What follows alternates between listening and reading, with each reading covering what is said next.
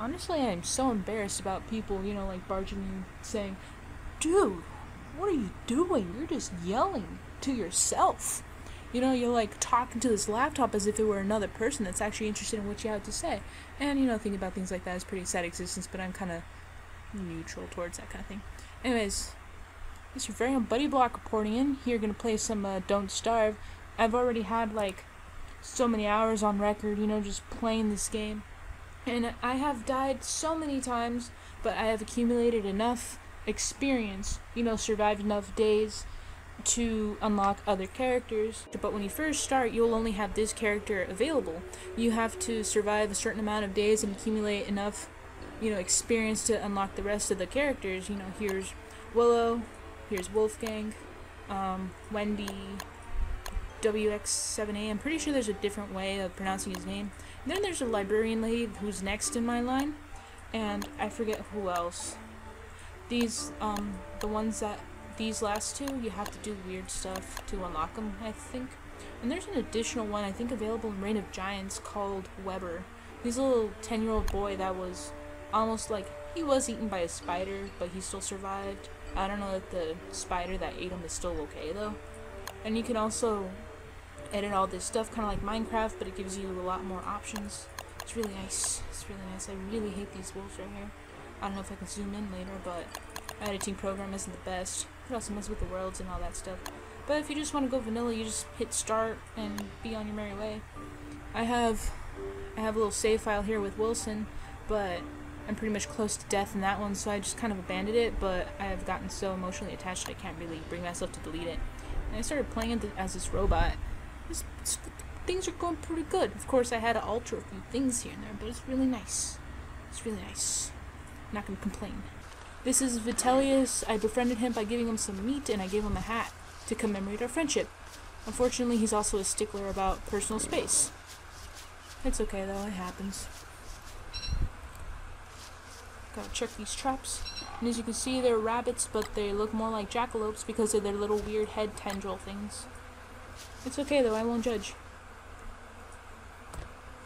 There are these pig guys up here. As you can tell, they're a little darker than my friend down here. The reason for that is because they are guardian pigmen, or just guardian pigs, I guess. I don't know if you can refer to them as pigmen. That's how they appear in the code, I think. I don't know. I read stuff on the wiki, and it kind of gave me a brief overview of all these things, but I'm still pretty new to this, even with, like, I think almost 40 hours, on record.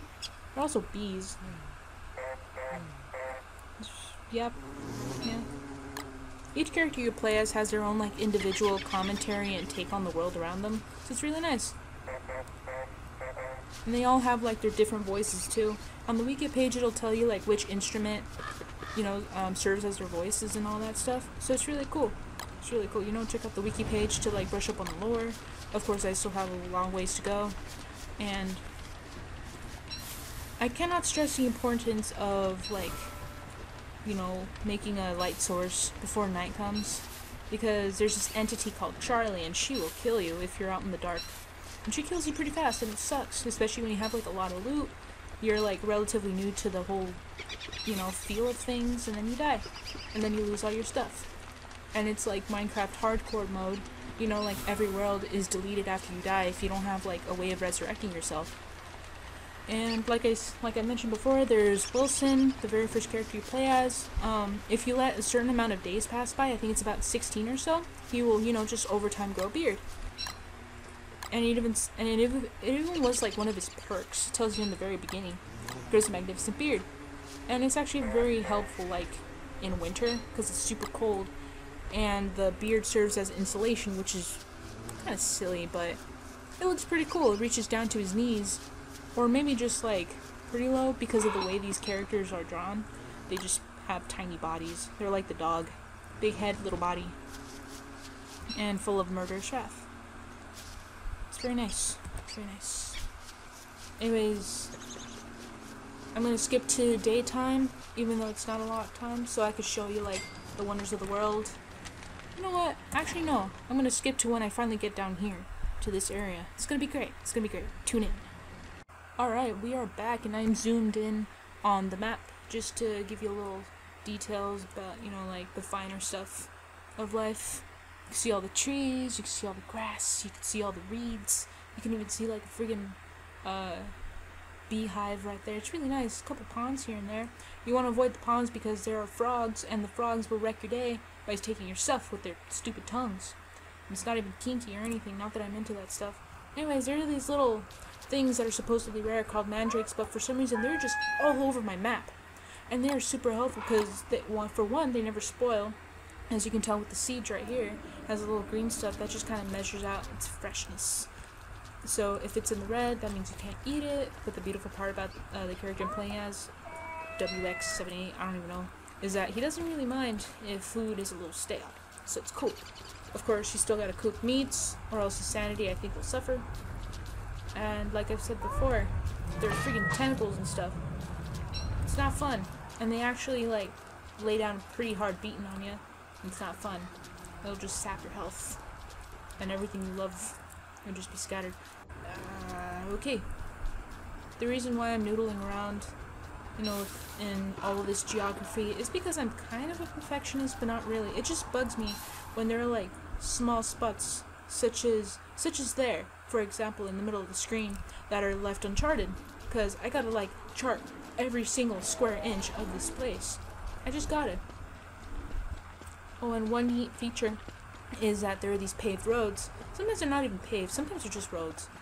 And you can use them to, you know, just speed along more quickly, and the geography and all that stuff. And that child, Beefalo, almost got slaughtered by that mean tentacle. Anyways, I'm gonna venture off into the universe while carefully avoiding spider stuff. Of course I can attack it, and I think I could take it on.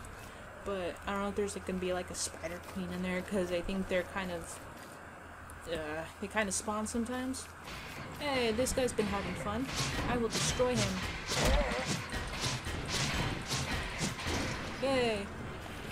Of course, the reason why I tackled him, even though he's significantly larger than my character, is because he draws his little gears, and being the robot, I can ingest these gears and regain a massive amount of health. And I actually get like upgrades or something that'll like increase my base health by a certain amount. It's really nice. The only thing that sucks is that every time it tries to save, it like lags, as you may have seen. Also, one neat little perk about this guy is if you get hit by lightning, you go into like an overdrive kind of like phase, and you can run really fast. You go Sonic fast, but not really. You just go really fast, but when you go on paved roads after being struck by lightning, it's really cool. The only downside is that if you're like next to a lot of vegetation or anything that's flammable, being struck by lightning and all, it'll set everything else on fire too. Whoa! See, I got hit by lightning. Now I'm running super fast. Wow, this is amazing. Woo! Look at that! Look at me go! Woo! Spiders can't even catch up. Alright, so I pretty much explored a pretty big chunk of that area. Now I'm gonna go over here to this lovely area. I don't even know. Anyways, frick, I left my umbrella. Anyways, I'm gonna unload all my stuff real quick at my home base, so I'll be right back. Alright, I am back fast and furious, and I just took a little break to pick up some manure back there. And as you can see, shut up iPod, oh my gosh, it's already 9 o'clock? Goodness gracious. Anyways, there's some bushes, you can pick the bushes, and the day's going through, you know, different stages of lighting, so you can notice the, you know, just the area of light that my character's experiencing. It's really great. And I think at the peak, just right after you get hit by lightning, you get a 30% movement boost. So it's really cool, you know, especially when you want to run away from everything in sight. And I could tell from this rot that there was an altercation, and judging from all these boards and stuff, Pig House was demolished by one of those, like, pink things. This is probably this poor guy. Oh, you see this plant? You see this plant? They're awful. Sup, nerd? Hey. You wanna do the Macarena? Come on, dude. Come on, you can do it.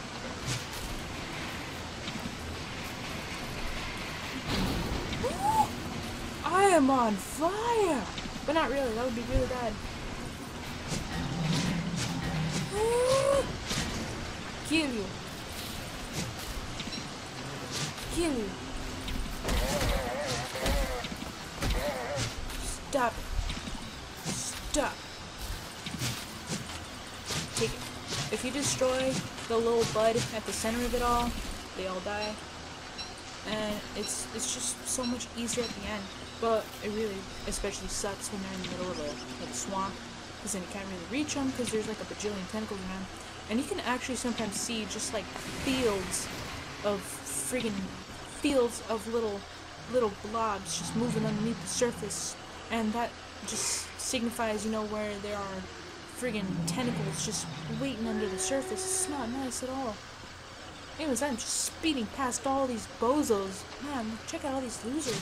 I'm gonna demolish this guy. You serious? You serious, man? Whoa, dude, you almost got me. Whoa, hey. The cool part about these guys is that they pretty much function like hammers, which you can craft using the science machine, I believe. And they pretty much destroy everything down to the base element, so they're, you know, if you can dodge them nicely, they're a good way of collecting items without putting too much effort. The only thing you really gotta do is just move out of the way. The unfortunate thing is that I put their setting to like maximum, so there's gonna be a lot of them, and there's a picking. Can you not?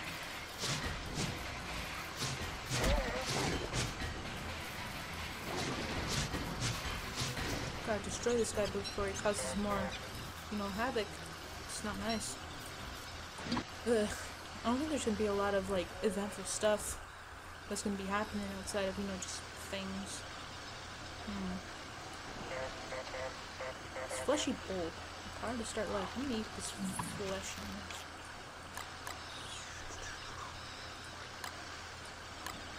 Put the mandrake there. Eat the... Whoa! Why is that on fire? Who did this? Was it lightning? Oh my gosh. What did this? Whoa. It's like lagging me out. Is it that pig? What is causing this? Was it you? What is this?